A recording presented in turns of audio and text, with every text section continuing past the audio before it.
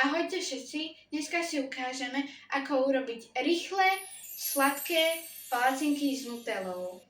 Na to potrebujeme veľkú misu, olej, mlieko, cukor, 3 vajíčka, celozrnná pšeničná múka a kypriaci prášok.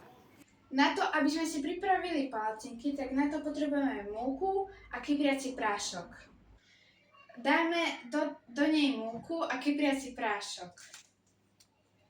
Vysypeme do toho kypriaci prášok, ale iba trošku, nie celý balík.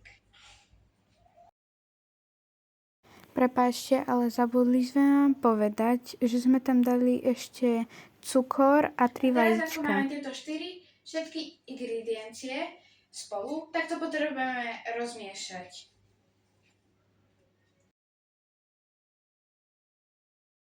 Ak to máte rozmiešané a vidíte, že to je veľmi husté, ako na tejto fotke, aby ste priamerne videli, že koľko to je, tak musíte trochu doliať mlieka, aby to bolo riedke. Miešame, až kým cesto nebude takéto. Ukážem vám.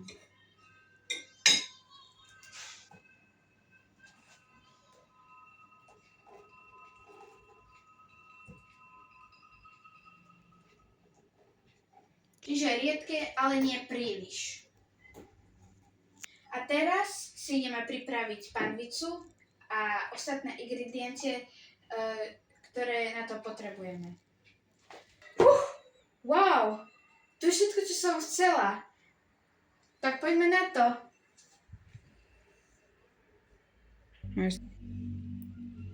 No, a keď sme už tu, tak potrebujeme si len zohrieť panvicu a o chvíľu počkať na to, aby sme si tam dali olej.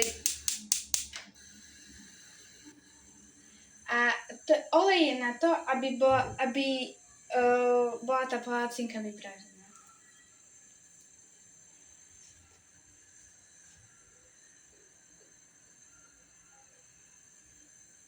Nedávame príliš veľa oleju, lebo potom to nemusí byť dobré pre naše zdravie.